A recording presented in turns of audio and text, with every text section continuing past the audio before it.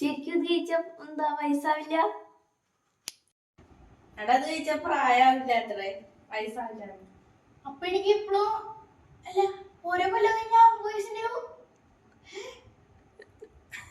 Hello, എന്തുട്ട് പരിപാടി? കർക്കിടക മാസം തുടങ്ങിയില്ലേ, കുറച്ച് ആരോഗ്യ സംരക്ഷണം ആയാലോ?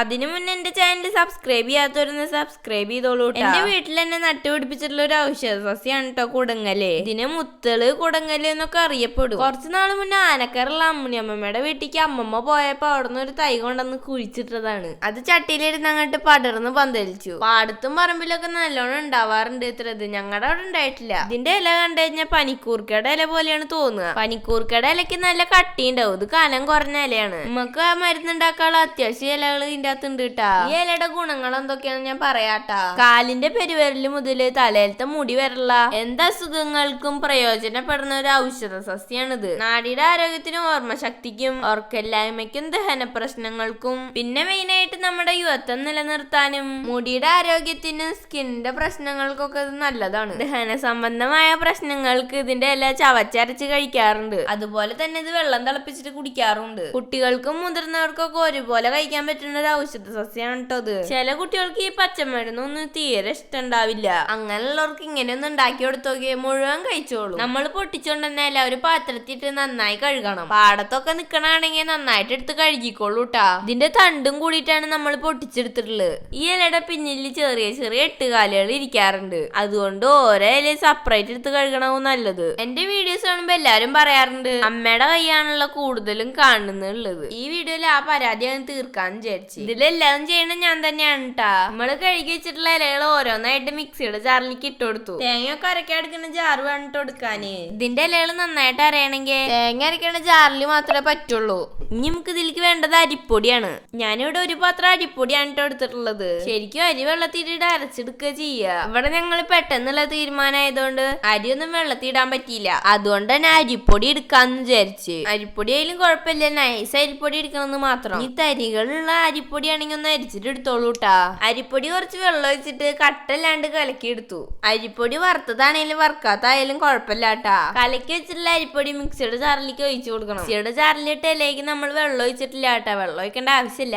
അരിപ്പൊടിയിലെ ആവശ്യത്തിന് വെള്ളം ഒഴിച്ചു കൊടുത്ത കാരണം ആ വെള്ളം മാത്രം മതി നമുക്ക് അരച്ചെടുക്കാന്. ഇല അരഞ്ഞു കിട്ടാനുള്ള വെള്ളം ഇല്ലാന്നുണ്ടെങ്കിൽ നമ്മുടെ മാവ് കലക്കിയ പാത്രത്തിൽ കുറച്ച് വെള്ളം ഒഴിച്ചിട്ട് ചുറ്റിട്ട് ഒഴിച്ചു കൊടുക്കണം. തേങ്ങാപ്പാലും ശർക്കരയുടെ പാനിയൊക്കെ വരുമ്പോ അത്യാവശ്യം വെള്ളമാവും. അതുകൊണ്ടാണ് കൂടുതൽ വെള്ളം വേണ്ടെന്ന് പറഞ്ഞത്. ഇനി മിക്സി ഒന്ന് മൂടിയിട്ട് നന്നായിട്ടൊന്ന് അരച്ചെടുക്കാം. ഇല നല്ല വെണ്ണ പോലെ അരച്ചെടുക്കണം കേട്ടാ. നമ്മള് കൈകൊണ്ട് തൊട്ട് നോക്കുമ്പോ കുറച്ച് പോലും തരികൾ ഉണ്ടാവാൻ പാടില്ല. ഇനി നമുക്ക് തേങ്ങാപ്പാലിലുള്ള തേങ്ങ പൊട്ടിക്കണ പരിപാടിയാണ്. തേങ്ങ പൊട്ടിക്കണ ശബ്ദം കേട്ടാ കിച്ചുട്ട് അപ്പൊ എത്തും തേങ്ങയുടെ അകത്തുനിന്ന് വെള്ളം കുടിക്കാന്. കയ്യിലൊരു ഗ്ലാസ് ഉണ്ടാവും. പിന്നെ ഞങ്ങള് തേങ്ങ വെള്ളത്തിന് അടിയായി. അവസാനം അമ്മയുടെ രണ്ട് മേട്ടവും കിട്ടും, തേങ്ങ വെള്ളവും കിട്ടില്ല. തേങ്ങ ചെറുകിച്ചിട്ട് നമുക്ക് ശർക്കര പാനിയാക്കാൻ നിക്കാം. ഒരു പാത്രം എടുത്തിട്ട് അതിലേക്ക് 4 അച്ച് ശർക്കര ഇട്ട് കൊടുക്കുക. അതിലേക്ക് ഒരു 1/4 ഗ്ലാസ് വെള്ളം ഒഴിച്ചു കൊടുക്കുക. ശർക്കര നമ്മൾ ഡയറക്റ്റ് ഇടാത്തത് ശർക്കരയിലൊക്കെ കല്ലും മണ്ണും ഉണ്ടാവും. ഇങ്ങനെ പാനി വെക്കുമ്പോൾ കല്ലും മണ്ണൊക്കെ അടിക്കുക. അപ്പൊ അരിച്ചൊഴിച്ചാൽ മതി. ഈ നോൺ സ്റ്റിക്കിന്റെ പാനിലാണ് നമ്മൾ വിരകാൻ പോണത്. മിക്സിയിൽ അരച്ചിട്ടുള്ള കൊടുങ്ങലും അരിപ്പൊടിയും കൂടിയിട്ട് പാനിലേക്ക് ഒഴിച്ചു കൊടുക്കണം. ഒരു പിസ്ത ഗ്രീൻ കളറായിട്ടാണ് കേട്ടോ വന്നിക്കണത്. അതിനുശേഷം ആ മിക്സിയിലേക്ക് തന്നെ നമ്മുടെ തേങ്ങ ഇട്ട് കൊടുത്തിട്ട് ഒന്ന് അരച്ചിട്ട് കൊണ്ടുവരാം.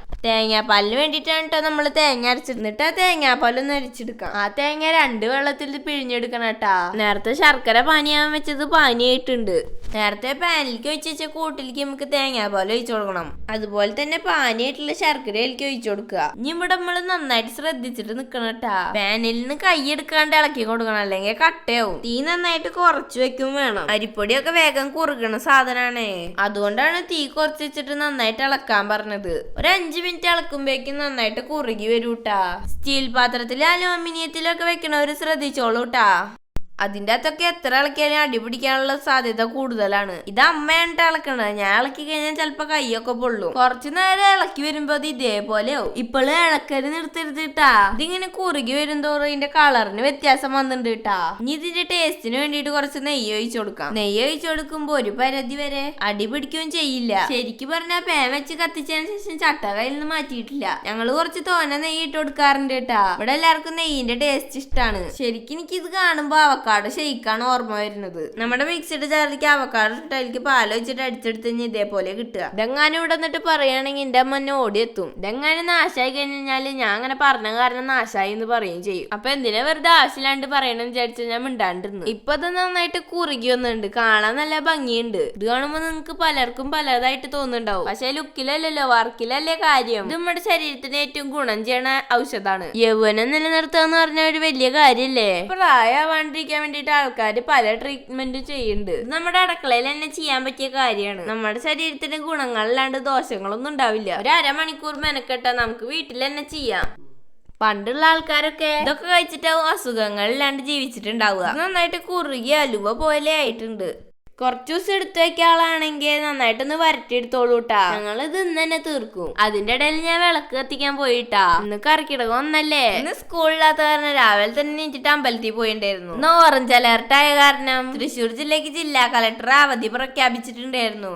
അത് ഇന്നലെ രാത്രി തന്നെ അറിഞ്ഞിട്ടുണ്ടായിരുന്നു ട്ടാ. അപ്പൊ അമ്മയുടെ ഓർഡറാ എല്ലാരും കുളിച്ച് രാവിലെ അമ്പലത്തിൽ പോണെന്ന്. അങ്ങനെ ദീപം കത്തിച്ചിട്ട് ഉമ്മാർത്ത് കൊണ്ടിട്ട് ദീപം കാട്ടി. ഞങ്ങളോട് ഉമ്മാർത്താണിട്ടോ വിളക്ക് കത്തിച്ച് വെക്കുക. ദീപം കത്തിച്ച് വരുമ്പോഴേക്കും നമ്മൾ ഉണ്ടാക്കിയ സാധനം സെറ്റ് ആയിട്ടുണ്ടായിരുന്നു. ചൂടൊക്കെ അറിയണ്ടായിരുന്നു. അത് പിന്നെ നേരെ പാനിൽ നിന്ന് ബൗളിക്ക് മാറ്റി. ചെറിയ ചൂടോടെ ഒന്ന് ബൗളിക്ക് മാറ്റി കഴിഞ്ഞാൽ നന്നായിട്ടൊന്ന് സെറ്റ് ആവും. പിന്നെ ഞങ്ങൾ കുറച്ച് വീഡിയോ എടുക്കാൻ വേണ്ടിട്ട് ഡെക്കറേറ്റ് ചെയ്തു. ഇതിന്റെ സൈഡിൽ ഡെക്കറേഷൻ വെച്ചിട്ടുള്ള കൊടങ്ങലിന്റെ ഇല തന്നെയാണ് ട്ടാ. എന്തായാലും അതുകൊണ്ട് ഉണ്ടാക്കിയല്ലേ, അതിന്റെ ഇല തന്നെ ആയിക്കോട്ടെ എന്ന് വിചാരിച്ചു. സംഭവം ആദ്യം ഞാനാണ് കേട്ടോ ടേസ്റ്റ് ചെയ്തത്. ഇത് ഞങ്ങൾ അലുവ പോലെ മുറിച്ചെടുക്കാന്ന് വിചാരിച്ചു, പക്ഷെ അതിന്റെ ക്ഷമ ഉണ്ടായില്ല. നല്ല അടിപൊളി ടേസ്റ്റ് ആണ് കേട്ടോ. കുട്ടികൾക്കൊക്കെ നന്നായിട്ട് ഇഷ്ടാവും. അലുവയുടെ ഒക്കെ ഒരു ഫ്ലേവർ വന്നിട്ട് നല്ലൊരു ടേസ്റ്റ് ആണ്. പിന്നെ നെയ്യിന്റെ ഒരു ടേസ്റ്റ് വരുന്നുണ്ട്.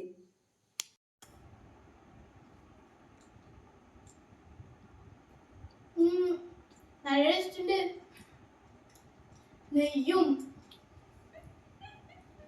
അലുവ എല്ലാത്തിനും ടേസ്റ്റ് ഉണ്ട്.